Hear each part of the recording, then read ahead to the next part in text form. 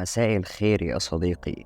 المرة دي جايب لك حكاية جديدة شوية، مش من العالم القديم، بس لازم نتكلم فيها.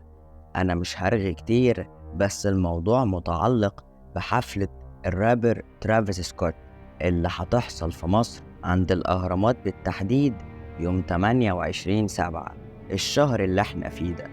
هتيجي وتقولي وانت مكبر الموضوع ليه وعامله حكاية؟ هو أول مرة مغني يجي ويحيي حفلة في مصر؟ هقولك ترافيس سكوت حواليه شكوك كتير والحفلات بتاعته مش مظبوطة. خليني أقولك الأول إن ترافيس سكوت مواليد سنة 91، وناس كتير تعرفه وهو مشهور قوي وسط الرابر، وليه شعبية كبيرة قوي في العالم كله.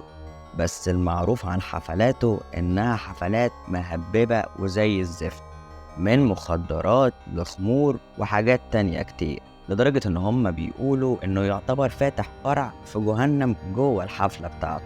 عايز أقولك يا صديقي إن أول ما أعلنوا إن في حفلة هتحصل في مصر، التذاكر اتباعت تقريبا في أول ساعة، مع إن سعر التذكرة مش رخيص تماما، بيتراوح من 4 ل6 آلاف جنيه، ولدرجة إن هو بعد كده بقت بتتباع في السوق السوداء بأسعار وصلت ل40 ألف جنيه. هتقولي عادي، يعني في ناس بتحب النوعية ديت من الهبد والرزع في الحفلات والأغاني اللي ملهاش لازمة.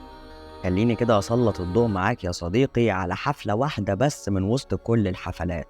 الحفلة دي اتلقبت بحفلة الشيطان، أو إن اللي منظم الحفلة ذات نفسه هو الشيطان. هتقولي ليه يا عم؟ إيه اللي حصل لكل ده؟ مبدئيا كده الحفلة كان تاريخها 5/11 سنة 2021، وبداية الحاجات الغريبة يا صديقي هي إعلانات الحفلة ذات نفسها.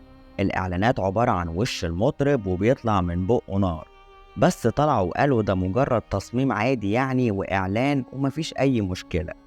بس التصميم ده اتنفذ على أرض الواقع، والبوابة بتاعة الحفلة كانت على شكل وش ترافيس، والمدخل من جوه عبارة عن بق. المهم سيبنا من بق الفنان، وخليني أقولك إن الحفلة دي تذاكرها عدت 50 ألف متفرج، والمكان أصلا ما كانش يستوعب الكم ده من البني آدمين. بس الجماهير اقتحمت الحفلة، وإدارة الأمن سابت الجماهير تتدافع وما اتدخلتش تماما، وما حاولوش حتى إن هم يحتووا الموقف. المهم الحفلة بدأت، وبعد ربع ساعة تقريبا في واحد من الجماهير بدأ يظهر عليه تشنجات بشكل مستمر، والناس اللي حواليه فضلت تزعق وتنده على الأمن والناس المنظمة للحفلة إن هم يوقفوا الحفلة لأن في إنسان بيموت هنا. لكن مفيش أي حد اتحرك، والحفلة كملت عادي، لدرجة إن الولا طلع في الروح وفرفر يا عيني. أنت مستوعب الفكرة يا صديقي؟ في حفلة شغالة وجثة بني آدم مرمية على الأرض والناس بترقص عادي جدا. المشكلة بقى إن بعدها في 6 تانيين حصل لهم نفس الأعراض اللي حصلت للشاب اللي توفى. الجمهور بدأ يصرخ على المغني علشان يوقف الحفلة، واتصلوا بالإسعاف، لكن عربيات الإسعاف معرفتش تدخل وتنقذ الناس المصابة بسبب الجمهور، لأن في ناس منعت عربية الإسعاف إنها تدخل، لدرجة إن في جزء منهم طلع على عربية الإسعاف وبدأ يرقص بشكل هستيري. ترافيس طبعا وهو بيغني شايف كل اللي بيحصل ده، ومع ذلك مكمل في الغنى وكأن مفيش أي حاجة بتحصل وسط الجمهور. بس أغلب الجماهير بدأت تنده للمغني إنه يوقف الحفلة والموسيقى احتراما للحالات اللي بتحصل. وصراحة يعني يا عم ترافيس وقف الحفلة تقريبا دقيقة أو دقيقتين، في قلب النص كده شيلوا الجثة اللي في الأرض عشان نكمل.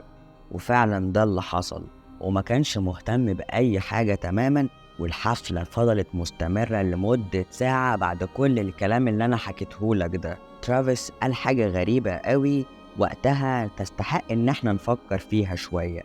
قال أنا مش في إيدي أوقف الحفلة، لو وقفتها حياتي أنا هتقف. طب فاكر الناس اللي أنا حكيت لك عنها اللي جالها تشنجات؟ بعد الحالات دي وصل عدد الوفيات ل11 حالة، وحالات المصابين ل100 حالة. الحفلة خلصت، وبشكل غريب اتمسحت كل الفيديوهات اللي صورت الحوادث اللي حصلت جوه. بس بعدها طلع عالم أمريكي على التلفزيون وقال إن بوابات الحفلة شبه بوابات الجحيم، والجماهير في الحفلة أصلا وصفوها إن هم كانوا في جزء من الجحيم نفسه. ده التيشيرت اللي كان ترافيس لابسه كان مرسوم عليه ناس بتدخل من بوابة وبعد كده بتطلع لونها أحمر، والعالم ده قال إن في نوع من الموسيقى لو اشتغلت بتحفز الجانب الشيطاني جوه الإنسان وبتشغل العقل اللاواعي إنه يعمل أي حاجة تتخيلها، وده سبب اقتحام الجماهير للحفلة وسبب حالات التشنج اللي حصل بعدها الوفاة.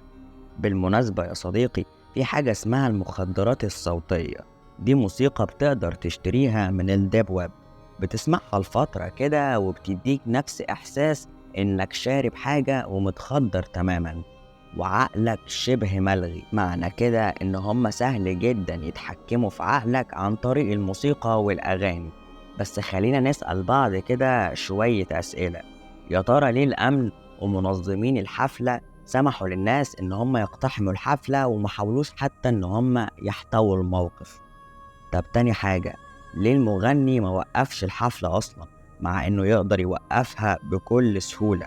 ده لدرجة إنه موقفهاش إلا بعد ما حالات الوفيات وصلت ل11 حالة. وإيه الهدف من الحفلة دي أساسا؟ والأغرب من كل ده الجملة اللي قالها ترافيس: أنا لو وقفت الحفلة حياتي هتقف. هو مين اللي هيوقف حياته ويقصد ايه بالكلام ده كله؟ المقلق يا صديقي انه هيعمل حفلة في الاهرامات، وبالطقوس الشيطانية والحالات الماسونية دي الموضوع ممكن ما يعديش مرور الكرام. الموضوع مقلق يا صديقي انه يعمل حفلة في مصر خصوصا عند الاهرامات، وايه سبب اختياره للمكان ده بالذات، وازاي التذاكر اتباعت بالسرعة الرهيبة دي، وفين الحكومة والإدارة بتاعة الدولة، خصوصا إن إحنا في بلد عربي ومسلم، والمغني اللي جاي ده معروف إن حفلاته كلها عبارة عن طقوس شيطانية. وبيقال إن في مقبرة معينة الطقوس الشيطانية دي لو تمت هو بكده هيقدر يكمل المثلث الشيطاني، وده بسببه هيحصل بلاوي كتير. هو بصراحة كان في مطالبات كتير بمنع الحفلة، بس لحد الآن مفيش أي رد من أي جهة مختصة إن الحفلة فعلا اتمنعت أو مش هتحصل. أتمنى إن الموضوع يعدي على خير، وأتمنى أكتر إن الحفلة دي تتلغي وبس يا سيدي. هي دي كل الحكاية.